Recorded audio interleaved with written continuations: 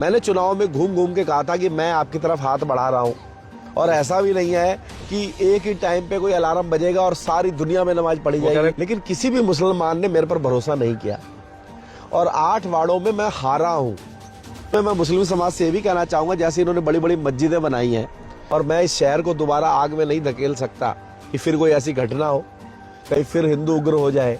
लेकिन अभी आप देख रहे हैं कि माँ अटरिया के मंदिर में एक आदमी ने नमाज पढ़ी, कितना बवाल हो गया है। आज हम आपको मौका दे दें वहाँ नमाज पढ़ने का, तो कल इतने हिंदू संगठन आ जाएंगे, वो कहेंगे भैया हमें हनुमान चालीसा पढ़ना है, हम तो तुम्हारे नगर निगम की परमिशन दे दो।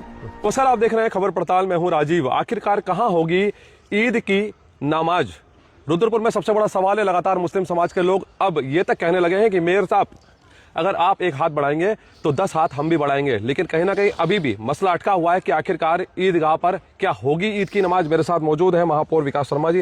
विकास जी, आखिरकार लंबे समय से जो है मुस्लिम समाज उसी ईदगाह की जमीन पर नमाज पढ़ता चला आ रहा था, लेकिन नगर निगम ने एक ही झटके में न्यायालय के आदेश पर यह कह दिया कि 8.5 एकड़ जमीन जो है वो अवैध है, यानी कि अवैध कब्जा है, और उसके बाद नगर निगम ने उसे अपने कब्जे में ले लिया। लेकिन अब समस्या बन गई है कि आखिरकार कहां होगी जो ईद की नमाज। देखिए राजीव भाई, जो मेरी जानकारी है तो अन्य शहरों में भी हर शहर में ईदगाह नहीं है, और ये कोई नियम नहीं है कि आपको ईदगाह में ही नमाज पढ़नी है। ठीक है, आपको ईश्वर की पूजा करनी है, प्रार्थना करनी है, तो मैं समझता हूँ कि सनातन से पुराना कोई धर्म नहीं है, और सनातन से बड़ा कोई धर्म नहीं है, और सनातन से बड़ी कोई परंपरा नहीं है। जब इतने बड़े अनुष्ठान, इतने बड़े यज्ञ, इतने बड़े हवन हम लोग मंदिरों में बैठ के करते हैं, घरों में बैठ के करते हैं, अभी नवरात्रे आने वाले हैं, हम लोग प्रत्येक घर में हवन होता है और अनुष्ठान होते हैं, कथाएं होती हैं, तो ऐसा तो नहीं कि सारे लोग मंदिर पहुंच जाएंगे, और ऐसा भी नहीं होता कि सारा शहर, अगर मेरे शहर की 1,75,000 वोटर हैं, ऐसा भी नहीं कि सारे 5 मंदिर पहुंच जाएंगे। हर वार्ड में, हर मोहल्ले में अलग अलग मंदिर हैं, कहीं गुरुद्वारे हैं, कहीं पे छोटे मंदिर हैं। आप देखते हैं शिवरात्रि आती है तो हर मोहल्ले में भीड़ लगी होती है, लाइन लगी होती है। तो ऐसे ही मुस्लिम समाज के अंदर भी ये है कि जहाँ ईदगाह नहीं है, जैसे बगल में किच्छा है तो किच्छा विधानसभा में कोई ईदगाह नहीं है। ऐसे ही मैंने अन्य शहरों में भी पता किया है, तो कई शहरों में ईदगाह नहीं है। ठीक है, हर आदमी अपने धर्म को दिखाना चाहता है, तो ये भी अपनी शायद ताकत को वो दिखाते हैं, और ये सब चल लालपुर ईद की नमाज पढ़ने की जगह ताकत की प्रदर्शनी होती है। मुझे लगता है कि ये जैसे बहेड़ी है, इधर से बिलासपुर है, यूपी है, ये सब लोग यहाँ क्यों आते हैं? मतलब रुद्रपुर के लोग जो कहते हैं कि 10 से 15 हजार जो है नमाजी नमाज पढ़ने के लिए आते हैं, वो सिर्फ रुद्रपुर के नहीं होते। राजीव भाई, 12,000 15,000 तो वोट है नगर निगम क्षेत्र के अंदर, और उसके अलावा उसमें आधी महिलाएं हो गई, आप घटाइए तो 7 साढ़े 7 हजार बचे। अब 7,500 लोग अगर है तो 13 मस्जिद है रुद्रपुर के अंदर। आपको शायद जानकारी नहीं होगी, 13 मस्जिद है रुद्रपुर के अंदर। हर वार्ड में अपने अपने मोहल्ले में लोग नमाज पढ़ सकते हैं, और मस्जिदों में पर्याप्त स्थान है। मैं अभी ईदगाह की जहाँ जगह हमने खाली कराई थी, अतिक्रमण, अवैध अतिक्रमण खाली कराया था, ईदगाह को हमने नहीं छेड़ा है, ईदगाह वहीं है। तो सभी जगह पे कहीं 2,000 कहीं 1,500 लोग एडजस्ट हो सकते हैं, तो आराम से अपनी पूजा पद्धति को ये कर सकते हैं। अनावश्यक कुछ लोगों ने इसको राजनीतिक मुद्दा बना रखा है, और वो चाहते हैं कि हम उसी जगह पे नमाज पढ़ेंगे जिस जगह को हमने माननीय न्यायालय के आदेशों पर खाली कराया। ठीक है, आज हम आपको मौका दे दें वहाँ नमाज पढ़ने का, तो कल इतने हिंदू संगठन आ जाएंगे, वो कहेंगे भैया हमें हनुमान चालीसा पढ़ना है, हम तो तुम्हारे नगर निगम की परमिशन दे दो। कल को हिंदू 1,75,000 इकट्ठे होके आ जाएंगे कि हमें तो एक साथ कहीं पढ़ाओ, कहाँ पढ़ाएंगे हम? तो प्रशासन और माननीय सुप्रीम कोर्ट का भी आदेश है कि आप अपनी पूजा पद्धति सड़क पे लेके नहीं जाएंगे, सभी धर्मों के लिए। तो मेरे साहब क्या कोई हल निकलने वाला है? आप सब लोग अपने अपने मंदिरों में अपने अपने वहाँ नमाज पढ़ सकते हैं। देखिए, हल निकलने का तो एक ही तरीका मैंने इनको बताया था कि आप शिफ्ट वाइज नमाज पढ़ लीजिए, क्योंकि ऐसी कोई पूजा नहीं है। कहना कि ईद की नमाज जो है शिफ्टों में नहीं हो सकती। अब कहना क्या है, इसका कोई एविडेंस उनके पास नहीं है, और ऐसा भी नहीं है कि एक ही टाइम पे कोई अलार्म बजेगा और सारी दुनिया में नमाज पढ़ी जाएगी। कह रहे हैं कि कुछ लोगों ने भ्रमित कर दिया मेयर साहब की इस बात को, कह रहे हैं कि शिफ्टों में नमाज हो सकती है, जबकि ईद की नमाज एक ही वक्त में एक ही समय पर ऐसा नहीं है राजीव भाई, और मैं कह रहा हूँ एक ही समय में होनी है। तो मेरे पास हर वार्ड की मेरे पास गाड़ियां हैं, हमारी निगम की गाड़ियां डेली चलती हैं, हम हर वार्ड में अनाउंसमेंट करा देते हैं। ये अपना एक टाइम तय कर ले, उस अनाउंसमेंट वाले टाइम पे सभी लोग अपने घरों में बैठकर, अपने मस्जिदों में बैठ कर नमाज पढ़ें और शहर की और इस देश की और इस राष्ट्र की खुशहाली की कामना करें। हमें कोई समस्या नहीं है, लेकिन आज हम उस ज़मीन पे हमें अधिकार नहीं है कि जिस ज़मीन को हमने अभी खाली कराया है हम वहीं नमाज पढ़ने की अनुमति नहीं दे सकते हैं। हाँ, ये माननीय न्यायालय में आवेदन कर सकते हैं कि जो जगह आपने खाली कराई है वो हमें नमाज पढ़ने के लिए दे दी जाए। तो अगर माननीय न्यायालय चाहे तो दे सकता है। और मैंने जिला प्रशासन से भी कहा था कि अगर जिला प्रशासन चाहे तो वो इसमें आगे बढ़ सकता है, क्योंकि हो सकता है कि कुछ ज़्यादा उन लोगों को जानकारी रहती है।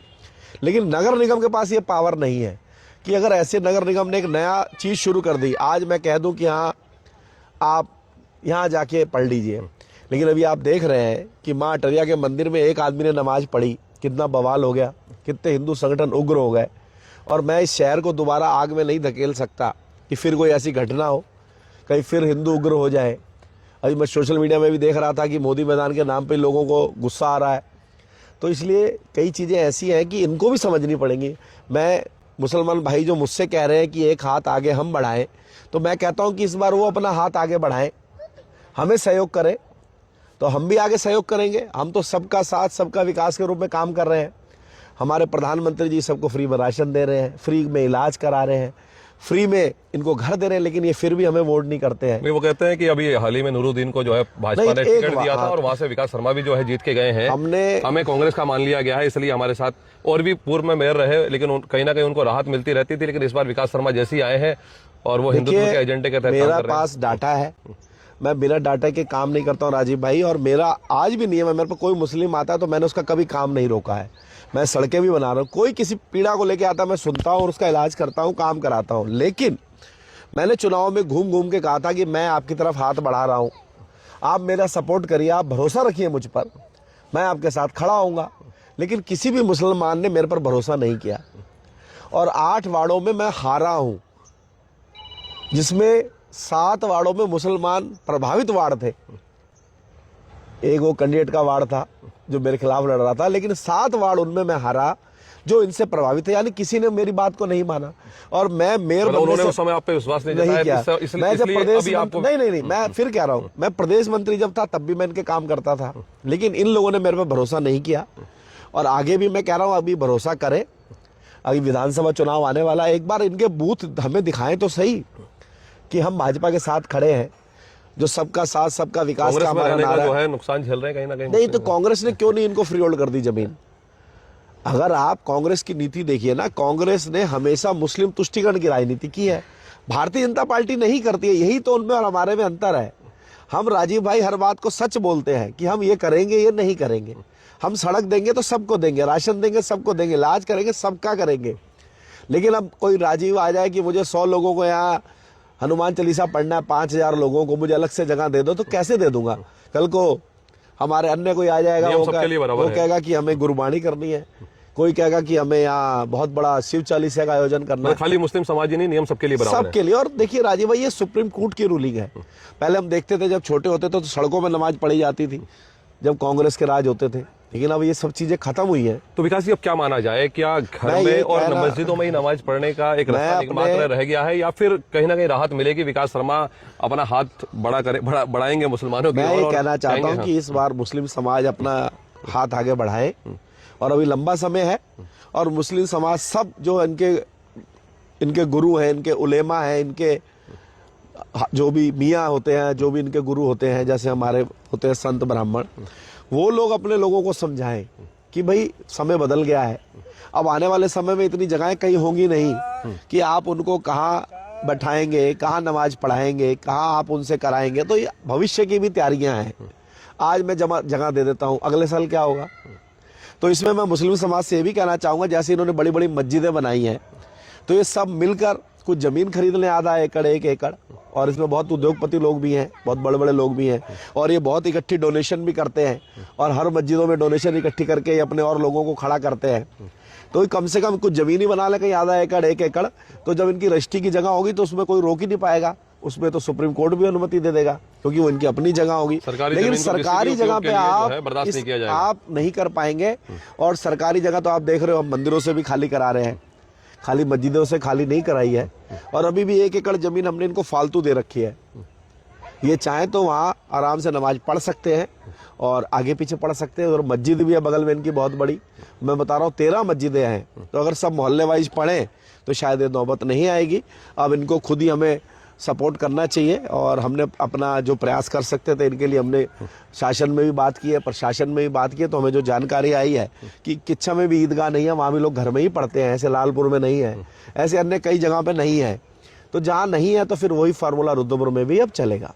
तो बहुत बहुत धन्यवाद। आप थे हमारे साथ महापौर विकास शर्मा जी, जिन्होंने स्थिति स्पष्ट कर दी है कि आखिरकार जिस तरह से लगातार मुस्लिम समाज के लोग ये मांग कर रहे थे कि उन्हें ईदगाह पर नमाज पढ़ने की अनुमति दी जाए, लेकिन फिलहाल स्थिति यह स्पष्ट है कि ईदगाह पर फिलहाल नमाज नहीं होगी। हालांकि आगे किस तरह का कोई रास्ता अगर निकलता है वो भी आपके बीच लेकर के हाजिर होंगे, लेकिन फिलहाल महापौर ने स्थिति स्पष्ट कर दी है। तमाम बार जो है हर बार की वार्ता हुई, लेकिन उस वार्ता में भी किसी तरह का हल नहीं निकला। लेकिन अभी फिलहाल आज जो खबर पड़ताल पर एक्सक्लूसिव इंटरव्यू हुआ है उस पर स्थिति स्पष्ट है कि फिलहाल ईदगाह की जमीन पर नमाज नहीं होगी। ताजा तरीन खबरों के लिए बने रहिए खबर पड़ताल के साथ। फिलहाल नमस्कार।